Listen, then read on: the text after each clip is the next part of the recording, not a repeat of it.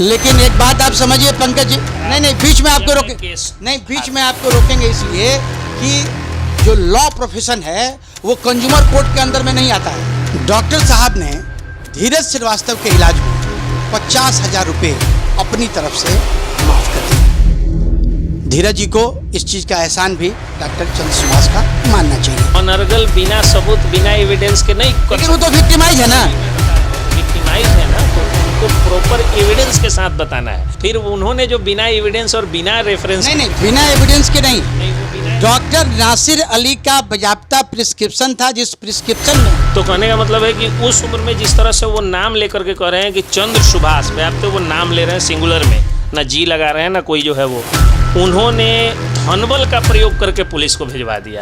It means police is affected by. Final post के सभी दर्शकों को ज्ञानेश्वर गौतम का नमस्कार। आप सभी विदित हैं कि एक दिन पहले धीरज श्रीवास्तव वर्सेस डॉक्टर चंद्र सुभाष को लेकर एक खबर फाइनल पोस्ट के न्यूज पोर्टल पर चलाई गई थी। हम पेशे से पत्रकार हैं और पत्रकार का काम है दोनों तरफ की बातों को समाज के सामने रखना, उसे स्थापित करना। कल जो वीडियो प्रसारित हुआ उसके बाद डॉक्टर चंद्र सुभाष जी की तरफ से कुछ आपत्तियां दर्ज की गई कि आपने हमारा पक्ष, हमारा पहलू नहीं रखा।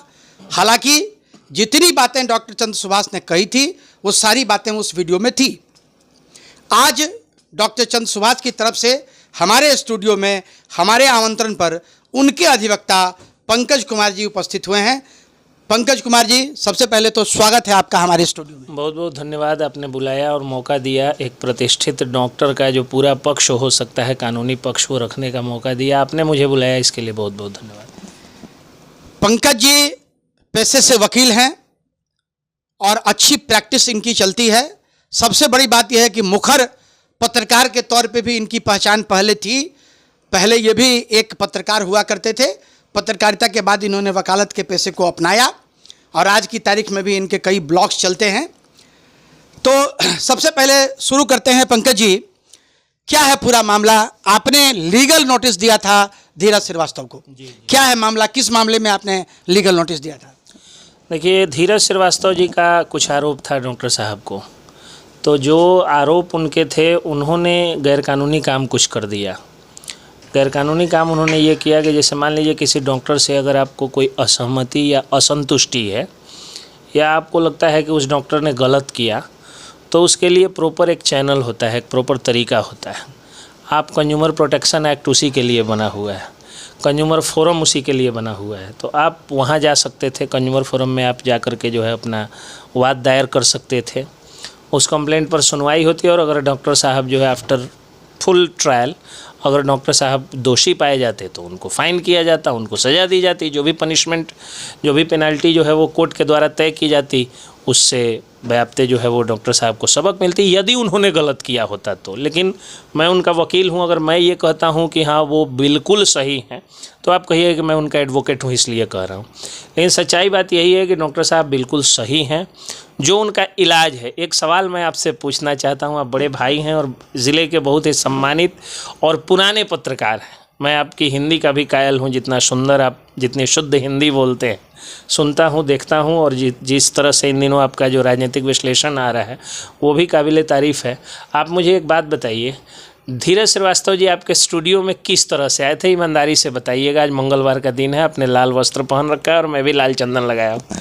नहीं धीरज, आपने बिल्कुल कहा, धीरज श्रीवास्तव अपनी गाड़ी से आए थे और बाकायदा गाड़ी चला के आए थे, सेल्फ ड्राइव करके आए। हाँ, सेल्फ ड्राइव करके। दुनिया के किसी ऑर्थोपेडिक सर्जन या ऑर्थोपेडिशियन से आप पूछिएगा कि अगर किसी व्यक्ति का पैर डैमेज्ड हो, फुल्ली डैमेज्ड हो, अगर उसका जो है सही में लाइफ बर्बाद हो, सही में चलने के लिए स्टिक और सहारे की ज़रूरत अगर पड़ती हो, तो क्या वह व्यक्ति ABC यानी जो आपका होता है accelerator, A for accelerator, B for brake और C फॉर क्लच, तो एक्सेलरेटर, क्लच और ब्रेक तीनों जो जिस तरह से तेज़ी से आप भी ड्राइव करते हैं, थोड़ा बहुत मैं भी ड्राइव करता हूं, जितना ज़रूरी होता है, जितना प्रेशर की ज़रूरत पड़ती है, वो प्रेशर तभी हो सकता है जब वह व्यक्ति ऑर्थोपेडिकली बहुत हेल्दी हो, उसके नसों में प्रवाह सही से हो और उसकी हड्डियां काम कर रही हों।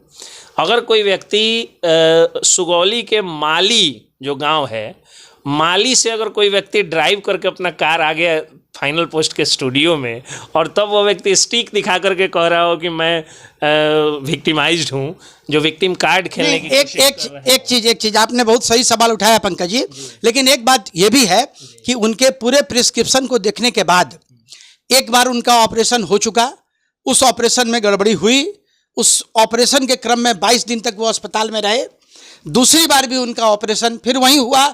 सुनिए एक मिनट, मेरा प्रश्न हो जाए।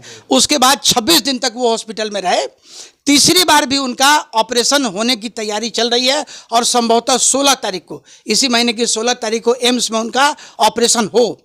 तो समस्या यह है कि चूंकि प्लेट लगा हुआ था, किन परिस्थितियों में आए, वो सुगौली से चला के आए या मोतिहारी से ही चला के आए, ये मैं नहीं जानता, लेकिन हमारे पास वो गाड़ी चला के आए थे। लेकिन टेक्निकली अगर आप उनके प्रिस्क्रिप्शंस को देखें तो प्रिस्क्रिप्शंस को देखने के बाद ये लगता है कि उस आदमी का जो ऑपरेशन था वो ऑपरेशन सफल सक्सेस नहीं हुआ है। मैं वो बता रहा हूँ, देखिए बड़ी बात है कि जैसे मैं एक वकील हूँ और आपका आशीर्वाद जिस तरह से मुझे मिला हुआ है आप जैसे लोगों का, आप बोल रहे हैं कि अच्छा मैं केस देख रहा हूँ इन दिनों, तो मैं हर केस जीत जाता हूँ। राम जेठमलानी हर केस जीत जाते हैं? नहीं जीत जाते हैं। डॉक्टर, मास्टर, वकील कोई नहीं चाहता है मेरा विद्यार्थी फेल हो। लेकिन एक बात आप समझिए पंकज जी, नहीं बीच में आपको रोके, नहीं बीच में आपको रोकेंगे इसलिए कि जो लॉ प्रोफेशन है वो कंज्यूमर कोर्ट के अंदर में नहीं आता है, लेकिन जो मेडिकल प्रोफेशन है वो कंज्यूमर कोर्ट के अंदर में आता है। अच्छा, बहुत बढ़िया है। आपने एक लीगल पॉइंट है, कंज्यूमर प्रोटेक्शन एक्ट के तहत वो आता है। जो आपका ये प्रोफेशन है मेडिकल प्रोफेशन जो है, मेडिकल प्रैक्टिशनर्स उसमें आते हैं। तो कोर्ट जाना था ना, फेसबुक पर लिख करके किसी को बदनाम करना था। देखिए एक चीज आपको, आप एडवोकेट हैं। फेसबुक सर, अगर किसी के बारे में फेसबुक पर लिखा जाता है, मैं आपके बारे में लिख दूं कि ज्ञानेश्वर गौतम जी जो है वो ख़राब पत्रकार हैं, आप मेरे बारे में लिखें कि मैं एक ख़राब वकील हूं, पूरा प्रोफेशन, पूरी सोशल जो छवि है उसकी धूमिल हो जाती है। ये टोटली जो है वो आईपीसी में जो 499 और 500 था, वो उस एक्ट के तहत जो है ये क्रिमिनल डिफेमेशन का मामला है पूरा, और आईटी एक्ट भी उसमें लग सकता है। नहीं तो एक चीज मैं पंकज जी आपको बताऊं, आप तो पेशे से वकील हैं, संविधान के आर्टिकल 19 में एक अधिकार दिया गया, ऑफ एक्सप्रेशन की आप बात, फ्रीडम ऑफ एक्सप्रेशन, और किसी का नाम लेकर के अनर्गल बिना सबूत बिना एविडेंस के नहीं कर, लेकिन वो तो विक्टिमाइज है ना। मैं बता रहा हूँ, तो विक्टिमाइज्ड है ना, तो उनको प्रॉपर एविडेंस के साथ बताना है। उनको क्या करना था कि ये पुर्जा के अनुसार ये, इस पुर्जा के अनुसार ये, इस डॉक्टर के अनुसार ये, अब आप बताइए, जनता बताए कि क्या है। नहीं तो उसने दूसरी चीज के नाम उसमें भी आप किसी का खोल नहीं सकते हैं, किसी के प्रोफेशन के ऊपर आप डायरेक्टली अटैक नहीं कर सकते हैं। फ्रीडम ऑफ स्पीच आपको दिया गया है, सरकारी वेतनभोगी सरकारी सुविधाओं के खिलाफ आप जाकर के फ्रीडम ऑफ स्पीच करिए। कोई प्राइवेट प्रैक्टिशनर है, उसका प्रोटोकॉल होता है कि वो किस तरह से इलाज करेगा, किस तरह से ठीक करेगा और किस काम के लिए वो पैसा ले रहा है। आप अगर कह रहे हैं, जैसे आप जब माइक खरीदने गए हैं तो माइक वाले ने आपसे पैसा लिया है कि माइक अच्छा होगा, अच्छा काम करेगा, कैमरा में अच्छा काम करेगा, इसलिए नहीं लिया कि ज्ञानेश्वर गौतम की हिंदी शुद्ध निकलेगी। तो अगर माइक वाले ने वो पैसा ले लिया तो वो कंज्यूमर एक्ट से बाहर है। तो अगर डॉक्टर साहब ने ऑपरेशन किया और वो ऑपरेशन करने का फीस लिए और कर दिए, अगर कुछ उनको गलत लगा तो उनको कंज्यूमर कोर्ट जाना चाहिए था। नाम लेके सीधा सीधी जो है डिफेम नहीं। जो आपने आर्टिकल 19A की बात कही, 19B भी जो है वो, तो उस जो फ्रीडम ऑफ एक्सप्रेशन की बात है, तो एडमिटेड ट्रूथ बोलना है आपको। जैसे एग्जांपल के तौर पे मैं एक बात बता रहा हूँ आपको कि चूँकि आप एक पॉलिटिकल एनालिस्ट हैं और बहुत बढ़िया पॉलिटिकल एनालिस्ट हैं, इसलिए मैं आपको बता रहा हूँ कि जैसे प्रशांत किशोर तेजस्वी यादव को नौवीं फेल कह देते हैं, तो ये एक एडमिटेड ट्रूथ है, सर्टिफाइड ट्रूथ है, जिसके कारण वो बोलते हैं और उन पर क्रिमिनल डिफेमेशन नहीं बनता है। और वही नीरज कुमार जब बोले थे कि हाँ इनका जो है इतना कट्ठा, इतना बीघा, इतना धूर 46 कट्ठा कुछ करके बताए थे ज़मीन है, तो 12 करोड़ 50 लाख रुपए का क्रिमिनल डिफेमेशन का लीगल नोटिस तेजस्वी यादव ने भिजवाया था अपने अधिवक्ता के माध्यम से। ये चीज़ समझने की ज़रूरत होती है। जैसे अगर मैं लालू यादव के बारे में कहूँ कि चारा चोरी के मामले में सजाए याफ्ता मुजरिम, तो ये एक एडमिटेड ट्रूथ है और कोर्ट के द्वारा दिया गया फैसला है, तो वो कुछ क्षण के लिए चल सकता है। लेकिन अगर मैं उनके पर्सनल कैरेक्टर पर पर्सनल नाम लेकर के कुछ ऐसा करता हूं तो ये गलत है। अगर मैं कहूं कि उन्होंने जो है वो चारा घोटाला नहीं करके जल घोटाला किया था, तो मुझे बताना होगा, केस नंबर देना होगा, रेफरेंस देना होगा किसके अनुसार, और वो भी जब तक अंडर ट्रायल है तब तक आप नहीं बोल सकते हैं चीज़ें कानून से चलती है भैया। हमारा और आपका जो है, हमको लगता है कि नीतीश कुमार जो है वो सबसे बढ़िया चीफ मिनिस्टर है, आपको लगता है घटिया चीफ मिनिस्टर है। हमारे आपके कहने से नहीं होता है, हमको डेटा प्रोड्यूस करना है। आप पत्रकार हैं, बिना एविडेंस और बिना रेफरेंस के एक लफ्ज़ कुछ लिखते बोलते हैं आप? बिल्कुल नहीं। तो फिर उन्होंने जो बिना एविडेंस और बिना रेफरेंस नहीं, बिना एविडेंस के नहीं। नहीं, वो बिना डॉक्टर नासिर अली का बाकायदा प्रिस्क्रिप्शन था, जिस प्रिस्क्रिप्शन में नासिर अली ने लिखा था कि इनकी हड्डी अभी नहीं जुटी है, उसी एक्सरे को देखते हुए जिस एक्सरे पे इन्होंने कहा था कि आपकी हड्डी जुट गई है। दो बात है भैया। एक तो बात यह है कि नासिर अली साहब ने अगर लिखा है तो नासिर अली साहब कोई चेकिंग अथॉरिटी नहीं है, वो एक डॉक्टर है और ये एक डॉक्टर है। अगर एक डॉक्टर पुर्जे पे लिखता है कि इनकी सारी हड्डियां छटकी हुई हैं और दूसरा डॉक्टर लिखता है सारी सही है, तो इसका डिसीजन कोर्ट एक मेडिकल कमेटी गठित करके करेगी। ये हम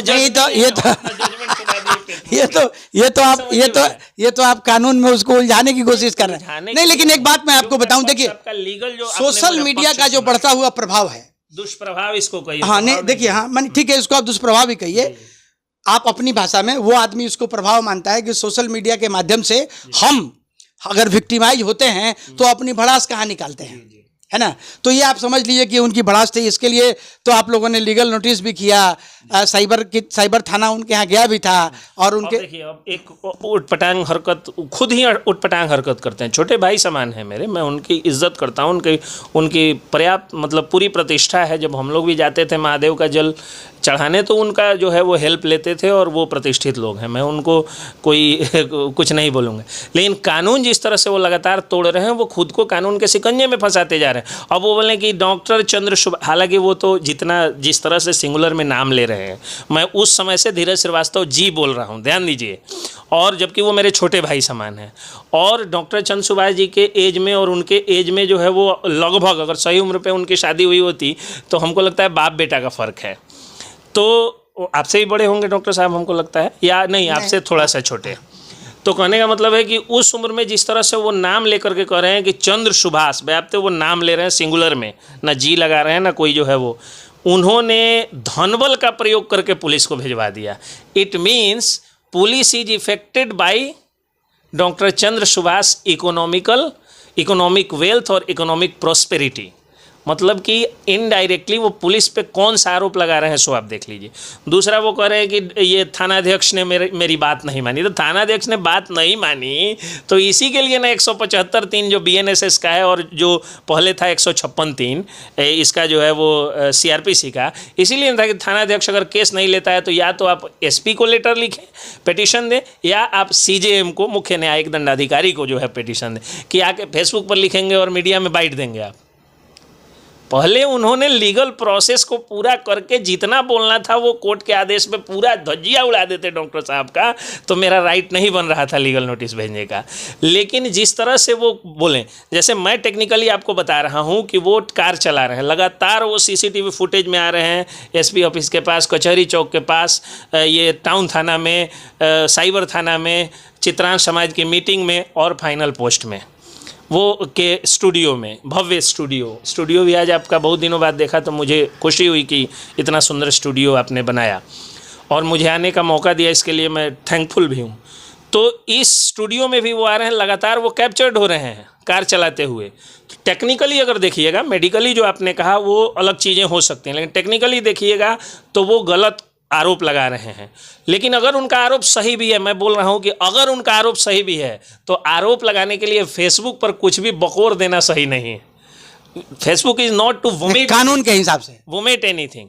और फेसबुक कोई तोप नहीं है जिसको चला के हम जब मन करे जो है डॉक्टर को मार दे, जब मन करे पत्रकार को मार दे, जब मन करे वकील को मार दे, जब मन करे कुछ भी किसी को मार दे। फेसबुक जो है वो कोई तोप नहीं है, कोई AK-56 AK-47 आपको नहीं मिल गया है जिसको, और अगर आप उसको AK-56 AK-47 की तरह यूज करिएगा तो फिर आप जेलिएगा। डॉक्टर साहब ने धीरज श्रीवास्तव के इलाज में 50,000 रुपये अपनी तरफ से माफ़ कर दिया। धीरज जी को इस चीज़ का एहसान भी डॉक्टर चंद्र सुभाष का मानना चाहिए। एक बात तो तय है कि कोई भी डॉक्टर अपने पेशेंट का इलाज अपने काबिलियत के हिसाब से पूरी ईमानदारी के साथ करता है। अगर कोई व्यक्ति ये आरोप लगाता है कि डॉक्टर ने मेरा ट्रीटमेंट अच्छे तरीके से नहीं किया है ना, तो इसको आप भाग्य मान सकते हैं कि साहब भाग्य का दोष है कि इस आदमी के पास कुछ भोग इसका है जो भोग इसको भोगना है। रही बात धीरज श्रीवास्तव की तरफ से, तो एक बात मैं आपको बताऊं कि धीरज श्रीवास्तव भी एक बार 22 दिनों तक, दूसरी बार 26 दिनों तक डॉक्टर के हॉस्पिटल में रहे, उसका बिल का भुगतान किया, लेकिन इसके बावजूद भी वो ठीक नहीं हुए। ये आक्रोश उनके अंदर था। क्योंकि अब मामला कोर्ट के अधीन चला जा चुका है, तो कोर्ट जो है वो अपने हिसाब से चीज़ों को देखेगी। लेकिन एक बात ज़रूर है, जैसा कि पंकज जी ने भी कहा कि डॉक्टर बहुत ही सॉफ्ट टारगेट है समाज के लिए। समाज के वैसे लोग जो लोग समाज को दूषित करने में लगे हुए हैं, बालू माफिया, भू माफिया, तमाम तरह के जो माफिया हैं, मेडिकल कचरा माफिया है ना, इस तरह के भी लोग हैं। मोतिहारी में जितने भी मेडिकल हॉस्पिटल्स हैं, किसी के पास मेडिकल वेस्ट की कोई व्यवस्था नहीं है। और आपको बता दें कि गौशाला में जितनी गायें आपको दिखेंगी, 90% गायों के मुंह में छोटा या बड़ा जख्म आपको देखने को मिलेगा। चूँकि जो मेडिकल वेस्टेज है, मेडिकल कचरा है, इंक्लूडिंग नीडल्स, वो सड़क पर फेंक दिया जाता है। वो जो नॉर्मल तरीके से जो कचरा उठाने वाले आते हैं, उनके पॉलीथीन में उसको डाल दिया जाता है, और ये हमारे और आपके घरों में भी होता है। तो एक सुझाव आप सबों को अपने चैनल के माध्यम से, कि अगर सुई, निडल या कोई भी चुभने वाला मेडिकल सामान आपके घर में है, तो कृपया उसको अलग पॉलीथीन में रख के और अलग से उसको नगर पालिका के कर्मियों को दें, ताकि वो उसकी अलग से व्यवस्था कर सकें। हमारे समाज में हम गाय की पूजा करते हैं, गायों के साथ जो परेशानी होती है उससे बच जाएंगे। तो पंकज जी का कहना था कि डॉक्टर्स को जो सॉफ्ट टारगेट बनाया जाता है, सॉफ्ट टारगेट बनाना उचित नहीं है, क्योंकि कोई भी डॉक्टर अपने हिसाब से किसी पेशेंट का इलाज गलत नहीं करता है। देखते रहिए फाइनल पोस्ट। धन्यवाद।